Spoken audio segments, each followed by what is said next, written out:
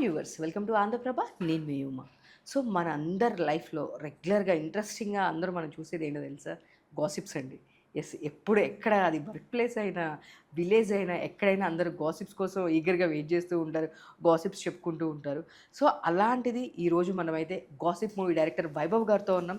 అసలు దానిలో ఇంకెన్ని గాసిప్స్ చెప్పారో అడిగి తెలుసుకుందాం. హాయ్ సార్, నమస్తే. హాయ్ హాయ్ నమస్తే. ఎలా ఉన్నారు? Good good super. సో అసలు ఫస్ట్ మీ టైటిల్తోనే సగం మీ క్రేజ్ వచ్చింది. అవునా, థ్యాంక్ యూ. బికాస్ గాసిప్ అనగానే ఎవరికొద్దో చెప్పండి. యా యా అది విలేజ్ అయినా సిటీ అయినా ఐ మీన్ ఐటీ అయినా ఫిలిం అయినా ఏదైనా సరే డెఫినెట్గా గాసిప్స్ అనేవి కామన్ ఉంటాయి. యా యా సో మంచి పాయింట్ తీసుకున్నారు. Thank you. సో మీ చిన్నప్పటి నుంచి మీరు ఫస్ట్ గాసిప్ చెప్పింది గుర్తుందా మీకు ఏదైనా? యా అంటే నేను చెప్పిన దానికంట ఫ్రెండ్స్ అందరూ మాట్లాడుకుంటే మనం ఇన్ఫ్లుయెన్స్ అయ్యి నిజమేమో అనుకుని అలా చూడడం, ఆ పర్స్పెక్టివ్లో చూడడం అలాంటివి స్కూల్ డేస్ నుంచే స్టార్ట్ అయింది. సో అంటే నాకు ఫస్ట్ గాసిప్ విన్నప్పుడు లేదా మనం ఎప్పుడైనా లైఫ్లో గాసిప్లు మాట్లాడుకున్నప్పుడు తెలియదు మనం ఒకరోజు ఇలాంటి సినిమా తీస్తామని. బట్ ఇయర్స్తో ట్రావెల్ అయ్యే కొద్దీ మనకు తెలిసేది ఏంటంటే అవతల మనుషుల మీద ఒపీనియన్స్ అంటే మన మీద పడినప్పుడు మన లైఫ్ ఎలా చేంజ్ అవుతుంది చాలా విషయాల్లో. అంటే నాట్ ఓన్లీ ఒక గాసిప్ అనే కాదు, ఒక మనిషి తాలూకు పర్సనల్ రిలేషన్షిప్ మీద కానీ కెరియర్ మీద కానీ అవతల మనుషుల ఒపీనియన్స్ పడినప్పుడు అవి ఎలా రీక్రియేట్ అవుతాయి, వాళ్ళ లైఫ్స్ ఎలా పాడవుతాయి, ఎలా అని అంటే ఇయర్స్ టుగెదర్ నేను తెలుసుకున్నాక నాకు అర్థమైంది ఏంటంటే మనం చాలా లైట్గా తీసుకుంటాం అంటే మాట్లాడినప్పుడు కానీ ఇది కానీ. బట్ ఎప్పుడైతే ఆ పొజిషన్లో మనం ఉంటామో అప్పుడు దాని తాలూకు ఇంపాక్ట్ ఇంటెన్సిటీ తెలుస్తుంది. సో నేను ఈ కథని ఈ కాన్సెప్ట్ని ఒక అమ్మాయి పర్స్పెక్టివ్లో చెప్పడానికి కూడా అదే రీజన్. యా. సో మీ మీద విన్న ఫస్ట్ గాసిప్ ఏంటి మీరు? నా మీద స్కూల్లో ఉన్నప్పటి నుంచి చాలా గాసిప్స్ ఉండేవి. అంటే ఎవరితోనైనా క్లోజ్గా ఉంటే వాళ్ళిద్దరి మధ్య ఏదో లవ్ ఉందనో లేదంటే అలాంటివి. సో అంటే గాసిప్ అనగానే ఒక అమ్మాయి మీద అంటే జనరల్గా గాసిప్స్ రావడం మీకు వేరు. బట్ ఒక అమ్మాయి మీద గాసిప్స్ వచ్చినాయి అంటే ఆ అమ్మాయి లైఫ్లో చాలా ప్రాబ్లమ్స్ ఫేస్ చేస్తుండే. అది కరెక్టా కాదా అనేది ఎవరు చూడరు. ఫస్ట్ ఆ గాసిప్ మీదే ఎక్కువ కాన్సన్ట్రేషన్ ఉంటుంది. ఆ అమ్మాయి లైఫ్లో చాలా ప్రాబ్లమ్స్ ఫేస్ చేస్తుంటారు జనరల్గా. సో దీనిలో కూడా మేజర్ ఆఫ్ స్టోరీ ఇదే అని చెప్పేసి నేను అనుకుంటున్నాను. మీరేమంటారు? అంటే ప్రాబ్లమ్స్ కంట నాకేంటంటే పర్సనల్ క్యారెక్టర్ పర్సనల్గా ఎమోషనల్గా ఎంత ఎఫెక్ట్ అవుతావు అనేది ఎవరు పట్టించుకోరు. ఆ క్యారెక్టర్ ఎమోషనల్గా ఎంత ఎఫెక్ట్ అవుతుంది అన్నదే నేను కొత్త పర్స్పెక్టివ్లో చూపించాను. ఎందుకంటే అందరూ ఏమనుకుంటారు, ఒక అమ్మాయి మీద గాసిప్ వచ్చిందంటే ఏదో ఈ అమ్మాయి మీద అఫైర్ ఉంది లేకపోతే రిలేషన్షిప్లో ఉన్నారు అన్నంత వరకు మాట్లాడతారు.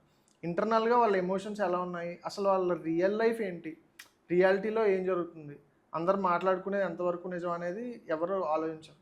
అండ్ మీరు రీసెంట్ టైమ్స్లో కూడా చూసుకుంటే అంటే I don't want to get in to the names but ఒక పెద్ద హీరోయిన్ని రీసెంట్ టైమ్స్లో సైడ్ చిక్ అని చెప్పి చాలామంది ట్రోల్ చేశారు. అంటే మనం ఎవరం వెళ్ళి చూడలేదు, ఎస్టిమేట్గా ఏం జరిగిందో మనకు తెలియదు అక్కడ ఏం జరిగిందో. సో వాట్ ఎవర్ జరిగి ఉండొచ్చు. బట్ అదే సైడ్ చిక్ అని మన ఫ్యామిలీలో ఎవరైనా ఉంటే చేస్తారా, చేయగలుగుతారా? సో అంటే ఆ biased kind of thought process నీ క్వశ్చన్ చేసేది ఈ గాసిప్. ఎస్.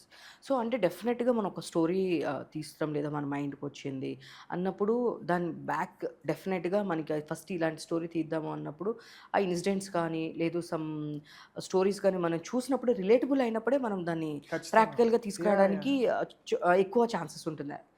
సో మీరు ఈ స్టోరీ తీసుకురావడానికి మీ లైఫ్లో అరే వాళ్ళు అది కాదు బట్ పాపం వాళ్ళ మీద ఇలాంటి గాసిప్స్ వచ్చినాయి అని ఎవరినైనా చూసారా లేదా ఏదైనా రియల్ ఇన్సిడెంట్స్ నుంచి తీసుకున్నారా మీరు? నా మీదే వచ్చింది గాసిప్ యాక్చువల్గా.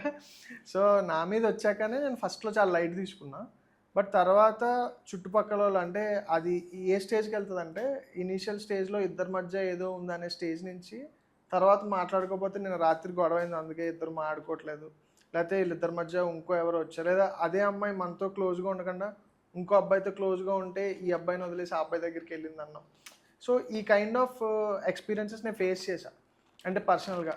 కాకపోతే చాలామందికి అర్థం కాదు ఏంటంటే ఎమోషన్స్ ఎవరికైనా కామనే, అబ్బాయికైనా అమ్మాయికైనా. ఎమోషన్స్కి బయాస్డ్గా ఏమి ఉండదు, లాగిపెట్టి కొడితే ఎవరికైనా నొప్పి వస్తుంది అబ్బాయికైనా అమ్మాయికైనా. సో చాలామంది ఏమనుకుంటారంటే ఎనీ కైండ్ ఆఫ్ ఒపీనియన్ మనం క్రియేట్ చేసి నలుగురిలోకి వదిలినప్పుడు దాని తాలూకు రిపర్కషన్స్ మనం ఆలోచించాం. అంటే ఒక మనిషిని జడ్జ్ చేసినప్పుడు కానీ ఆ మనిషి తాలూకు కెపాసిటీని కానీ క్యారెక్టర్ని కానీ కన్క్లూడ్ చేసినప్పుడు కానీ ఈ మనిషిది ఈ మనిషి కెపాసిటీ అని ఒక కంక్లూజన్కి వచ్చినప్పుడు కానీ మనం అవతల పర్సన్ గురించి ఆలోచించాం, జస్ట్ మన పర్స్పెక్టివ్లో ఏమనుకున్నాం అది చెప్తాం. దానివల్ల ఎంతోమంది కాన్ఫిడెన్స్ లేకపోతే ఎమోషనల్గా వాళ్ళు చాలా షాటర్ అయిపోతారు. సో దాన్ని నేను అంటే ఎమోషనల్గా ఫీల్ అవ్వకుండా అబ్జర్వ్ చేసి ఆ సిచ్యువేషన్స్ని, ఆ అబ్జర్వేషన్ నుంచి వచ్చిన ప్రాసెస్ ఈ గాసిప్ అనమాట. యాక్చువల్గా గాసిప్లో ఇప్పుడు మీరు అన్నారు లాగిపెట్టి కొడితే అమ్మాయికైనా ఒకటే అబ్బాయికైనా ఒకటే అనేది. బట్ లైక్ అది ప్రాక్టికల్గా చూసుకుంటే మేబీ నేను దాన్ని రాంగ్ అంటాను. బికాస్ ఒక అబ్బాయి మీద ఒక గాసిప్ వచ్చింది అంటే లైక్ దాన్ని ఒక ప్రౌడ్నెస్గా చెప్తారు. అబ్బాయిరా డెఫినెట్గా ఇట్లానే ఉంటాడు అని చెప్పేసి అంటారు. అదే అమ్మాయి మీద ఒక గాసిప్ వచ్చిందంటే డెఫినెట్గా తన క్యారెక్టర్ అసోసియేషన్ చేస్తుంటారు. సరే, నేను మీకు ఒక ఎగ్జాంపుల్ చెప్తాను. ఇప్పుడు మీరు చెప్పింది నిజమే. ఇప్పుడు ఆ అబ్బాయికి ఫ్యామిలీ ఉంటుంది, అబ్బాయికి గర్ల్ ఫ్రెండ్ ఉంటుంది. ఇప్పుడు వాళ్ళు నిజంగా సిన్సియర్గా లవ్లో ఉన్నారనుకోండి, ఈ గాసిప్ వల్ల వాళ్ళిద్దరూ విడిపోతే ఛాన్సెస్ చాలా తక్కువ ఉంటుంటాయి. బికాస్ ఆఫ్ నేనేమంటానంటే ఏదైనా పరిస్థితి అంటే ఎనీ కైండ్ ఆఫ్ సిచ్యువేషన్ అది మనకు వచ్చినప్పుడే తెలుస్తుంది. సో తక్కువ ఎక్కువ అనే దానికంటే ఇంటెన్సిటీ, ఆ ఎమోషన్లో ఉన్న బాధని అండర్లైన్ చేయడమే నా ఇది.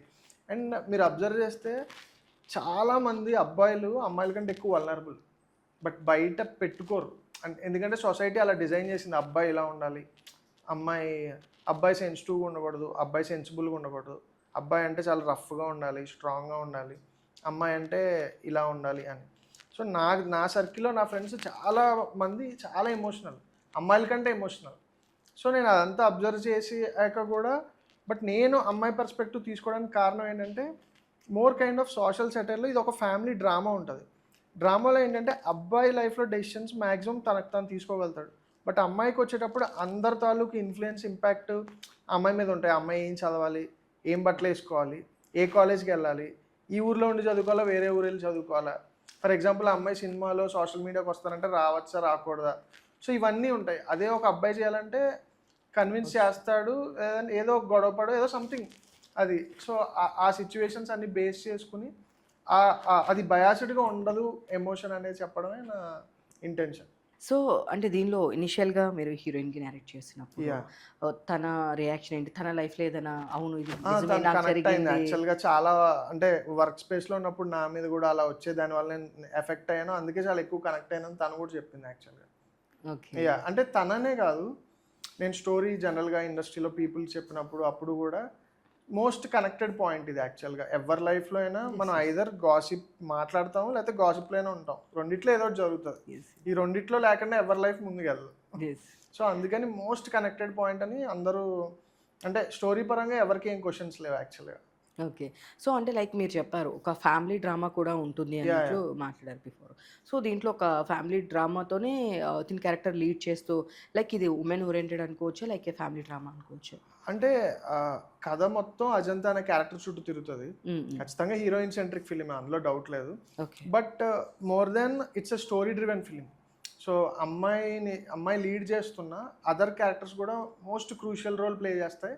అండ్ ప్రతి స్టోరీలో ప్రతి 10 minutesకి స్టోరీ అప్గ్రేడ్ అవ్వడానికి ప్రతి క్యారెక్టర్ హెల్ప్ అవుతుంది అనమాట.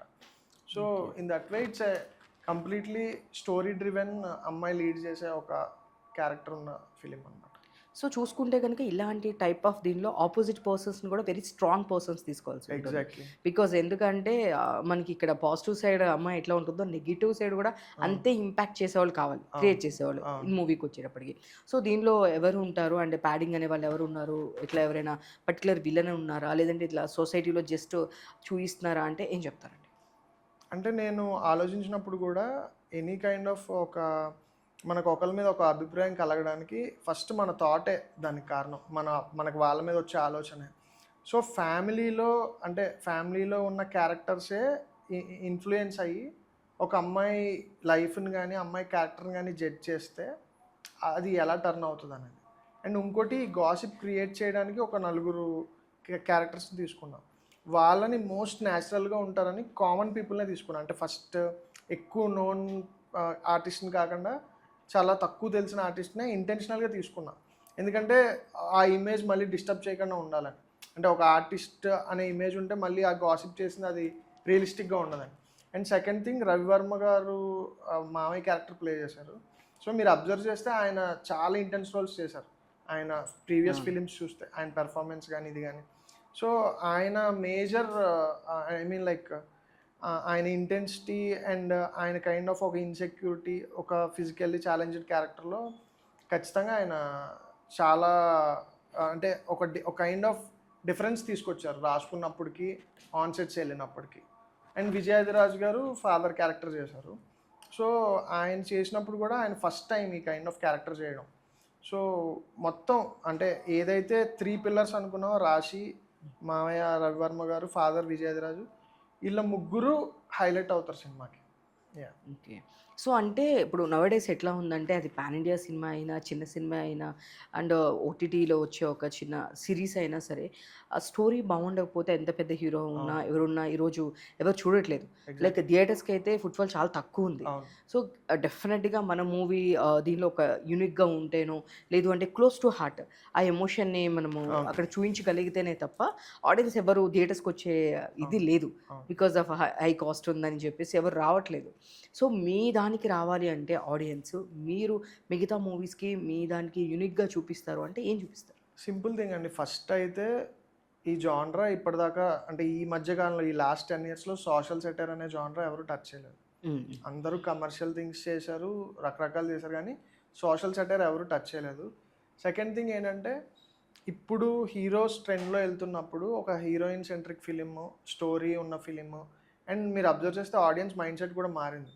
కంటెంట్ మీద ఎక్కువ ఇంట్రెస్ట్ Yes. చూపిస్తున్నారు తప్ప ఒకప్పుడులాగా స్టార్ ఉంటే చాలు, కంటెంట్ ఎలా ఉన్నా వెళ్ళిపోదాం అనే మైండ్ సెట్లో ఎవరు లేరు. సో కంటెంట్ స్ట్రాంగ్గా ఉంటే ఖచ్చితంగా ఆడియన్స్ అంటే మన ఆడియన్స్ కనుక ఈ ఫిలిం చాలా వర్ది, డబ్బులు పెట్టి చూడొచ్చు అనే ఫీలింగ్ కనుక ఇస్తే ఖచ్చితంగా ఏ ఫిలింకైనా వస్తారు. అండ్ ఆ విషయంలో నేను ఏవేవైతే చెక్ లిస్ట్ అనుకున్నానో గాసిప్లో అన్నీ ఉన్నాయి. అంటే కొత్త కైండ్ ఆఫ్ జాన్రా, కొత్త వే ఆఫ్ అప్రోచ్, ఒక కొత్త క్రియేటివ్ వే ఆఫ్ అప్రోచ్ ఉంది స్టోరీ టెల్లింగ్లో కానీ, స్క్రీన్ ప్లేలో కానీ, అండ్ క్యాస్ట్లో కానీ, కథని లీడ్ చేసే అంటే హీరోయిన్ లీడ్ చేయడం కానీ.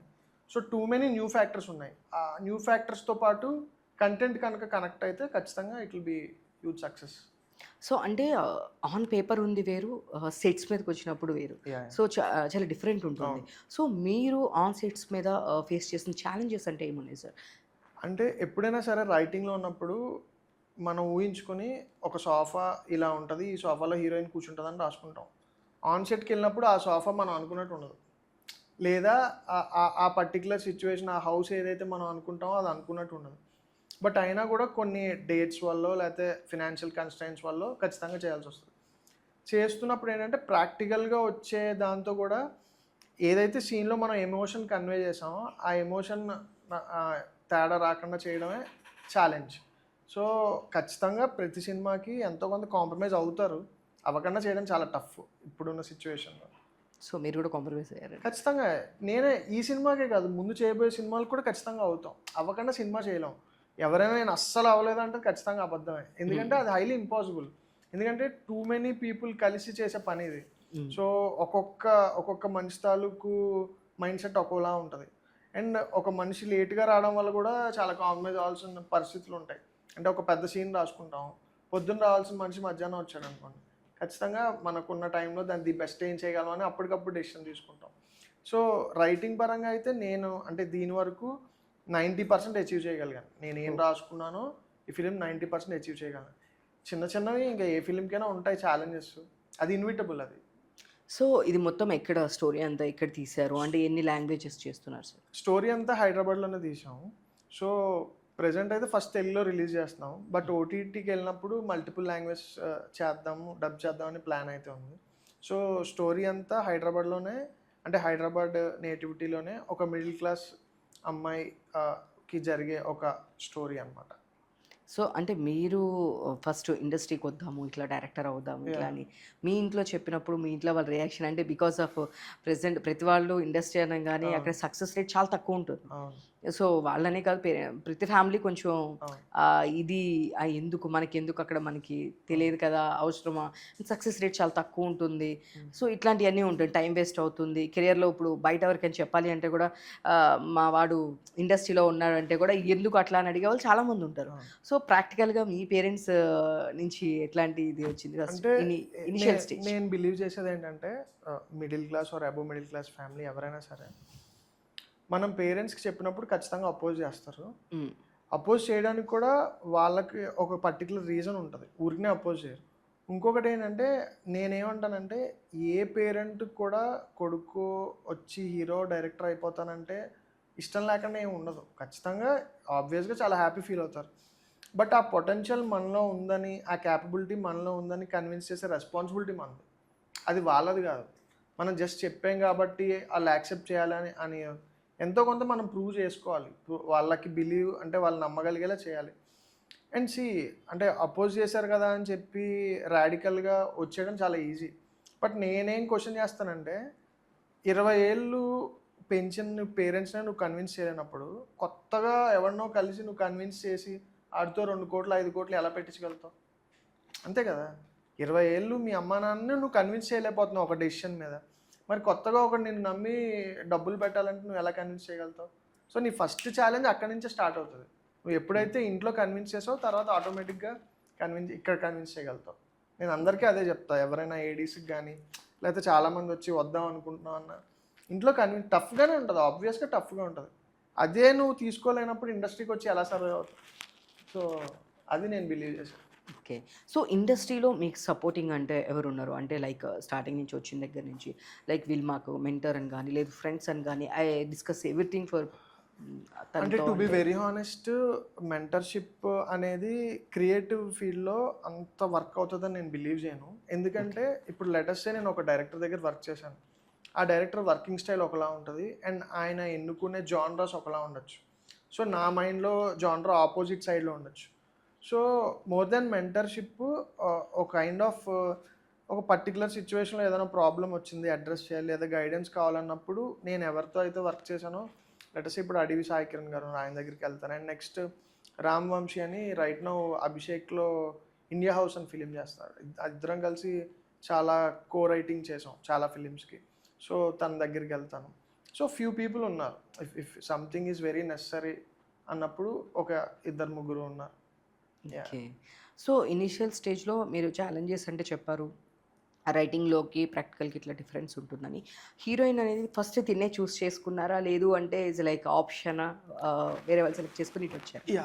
Good question. అంటే ఎప్పుడైనా ఎవరైనా ఆప్షనే అండి. ఎందుకంటే ఇది వినడానికి చాలా బాధగా ఉంటుంది. ఖచ్చితంగా ఆప్షనే. ఎందుకంటే మనం మెటీరియలిస్టిక్ వరల్డ్‌లో ఉంటున్నాం. సో మనం అండ్ ఇంకోటి ఇండస్ట్రీ అనేది డబ్బులతో చేసే బిజినెస్. సో ది బెస్ట్ పొజిషన్లో ఎవరున్నారు, మన కథకి ది బెస్ట్ ఎవరుంటారో వాళ్ళనే చూస్ చేసుకుంటాం. అండ్ మనం అలా అనుకుంటాం కానీ అవతల పర్సన్ కూడా, ఇప్పుడు లెటెస్ట్ ఇప్పుడు నన్ను అడిగారు హీరోయిన్స్ కూడా నా కథ బాగుంటేనే చేస్తారు. Yes. End of the day వాళ్ళు కూడా వాళ్ళకి వచ్చిన 3-4 డైరెక్టర్స్లో ఏ డైరెక్టర్తో వెళ్తే నా కెరియర్ బాగుంటుంది అనే థాట్తోనే ఆప్ట్ చేస్తారు. సో నాతో సహా అందరూ ఆప్షన్లోనే ఉంటారు. మీతో సహా అందరితో ఇట్స్ వెరీ ప్రాక్టికల్. సో దీంట్లో ఎన్ని సాంగ్స్ ఉంటాయి? I mean like women centric అంటున్నారు కాబట్టి. సో సాంగ్స్ ఏముంటుంది? మ్యూజిక్ అనేది వెరీ ఇంపార్టెంట్ యా ఇలాంటి టైప్ ఆఫ్ మూవీస్‌కి. ఫిలిమ్స్కి యా సో మ్యూజిక్ ఏం చేస్తున్నారు? ఐ మీన్ ఎవరు చేస్తున్నారు? ఇందులో ఏంటి? మొత్తం 3 సాంగ్స్ అండి. ఒకటి సిప్పు సిప్పు మొన్న రిలీజ్ అయింది. అండ్ మ్యూజిక్ వచ్చి శక్తికాంత్ కార్తిక్ గారు, ఫిదా music director. And another 2 songs, ఒకటి మెలోడీ, ఇంకోటేమో అజంతా క్యారెక్టర్ మీద బేస్ అయిన సాంగ్ అనమాట. సో ఒకటి సిప్పు సిప్పు ఆల్రెడీ చూసారు. అవును. సో ఈ 3 సాంగ్స్ అంటే సినిమా డ్యూరేషన్ కూడా 1 hour 52 minutes 23 seconds 11 frames వచ్చింది. సో ఈ డ్యూరేషన్కి 3 సాంగ్స్ చాలా పర్ఫెక్ట్గా యాప్ట్ అయ్యాయి. అంటే ఎక్కువ ఉన్నా మళ్ళీ లెంత్ వైజ్ ఇష్యూస్ వచ్చేది, తక్కువ ఉన్నా కూడా అంటే ఆ ఇంటెన్సిటీ కొంచెం పెరిగేది, బ్యాలెన్స్ ఉండేది కాదు సినిమాలో చూసినప్పుడు. సో 3 సాంగ్స్ వల్ల ఒక సినిమా చూసినప్పుడు స్క్రీన్ ప్లేలో కంప్లీట్ బ్యాలెన్స్ వచ్చిందని ఫీలింగ్ వచ్చింది. సో ఇప్పుడు రీసెంట్ డేస్‌లో ఉమెన్ సెంట్రిక్ మూవీస్ అనేది ఇప్పుడు వస్తున్నాయి మనం చూస్తే గనుక. గర్ల్ ఫ్రెండ్ కానీ, రష్మిక మందన్న గర్ల్ ఫ్రెండ్ కానీ, ఇప్పుడు ఈరోజు రిలీజ్ అయిన మా ఇంటి బంగారం కానీ. సో ఇప్పుడు మళ్ళీ కొంచెం వీటి మీద ట్రెండ్ అనేది మళ్ళీ ఒకసారి రీక్రియేట్ లాగా మళ్ళీ అందరూ చేస్తూ ఉన్నారు. సో ఎంతవరకు దానిలో పాయింట్స్ ఏమన్నా దీనిలో ఏమన్నా మనం చూడొచ్చా? ఎంతవరకు మిక్స్డ్ ఉంటుంది? అంటే లైక్ గాసిప్స్ అన్నారు కాబట్టి. ఎందుకంటే మనం గర్ల్ ఫ్రెండ్‌లో చూస్తే కూడా రష్మికది కూడా మొత్తం అంతా స్టార్టింగ్ ఇన్ గాసిప్ నుంచే తన ప్రాబ్లమ్ స్టార్ట్ అవుతాయి. లైక్ కొంచెం సిమిలారిటీ నాకు అనిపించింది. Very good question. Actually girl friend more ఒక టాక్సిక్ బాయ్ ఫ్రెండ్ ఉంటే ఒక అమ్మాయి లవ్ స్టోరీ ఎలా ఉంటుంది అనేది గర్ల్ ఫ్రెండ్ స్టోరీ. ఇక్కడ ఏంటంటే అమ్మాయి తన లైఫ్లో తను చాలా డ్రీమ్స్ పెట్టుకుని చాలా హ్యాపీగా వెళ్ళిపోతున్న టైంలో ఒక నలుగురు అసలు ఏ పని పాట లేని వాళ్ళు గాసిప్ చేసుకునే వాళ్ళ వల్ల ఈ అమ్మాయి లైఫ్ ఎలా అప్ సైడ్ డౌన్ అయింది అనేది ఈ స్టోరీ. ఈ రెండింటికి అదే వేరియేషన్ అయితే పర్టికులర్ ఉందండి. డిఫరెన్స్. వేరియేషన్ సూపర్ అండి. డెఫినెట్గా and all the best. Thank so you. మంచి సక్సెస్ రావాలి. సో పాపం కంటిన్యూగా మార్నింగ్ నుంచి ఇంటర్వ్యూస్ ఇస్తూనే ఉన్నట్లు ఉన్నారు. సో ఇంకా ఎక్కువసేపు మిమ్మల్ని మేము ఇబ్బంది No problem. పెట్టదలుచుకోలేదు. బట్ డెఫినెట్గా మీరు చెప్పిన మ్యాక్సిమం నాకున్న డౌట్స్ అయితే జనరల్ ఆడియన్స్ కూడా ప్రతి డౌట్ నేను క్లారిఫై చేశాను Yeah, అనుకుంటున్నాను. బికాస్ ఆఫ్ సేమ్ మూవీస్ వస్తున్నాయి, సేమ్ జోనర్స్ చాలా అవును. వస్తున్నాయి. సో వేరియేషన్ ఏంటి Yeah, ఇట్లా ఇది ఒక బట్ ఫ్రెష్ జానరా యాక్చువల్లీ. యా అదనేది మాకైతే అర్థమవుతుంది. అండ్ ఎస్పెషల్లీ గాసిప్ అనేది మాత్రం చాలా వినడానికి అయితే చాలా ట్రిక్కీగా ఉంది. Yeah. అంటే మామూలుగా జనరల్గా చెప్పుకుంటూనే ఉంటాం కాబట్టి డెఫినెట్గా ఒక టైటిల్తోనే నేను స్టార్టింగ్ చెప్పినట్టే Yeah. టైటిల్తోనే ఒక 50% మీరు అచీవ్ చేశారనుకుంటున్నాను. Thank బట్ డెఫినెట్గా మీకు మంచి హిట్ రావాలి. మళ్ళీ ఇలాంటి ఉమెన్ సెంట్రిక్ మీద మూవీస్ వాళ్ళ ప్రాబ్లమ్స్ ఇంకా Sure. చెప్తుంటే I'm also so happy as women. Done. Thank you. Thank you so and much for your valuable time. Thank you and all the best అండి. Thank you.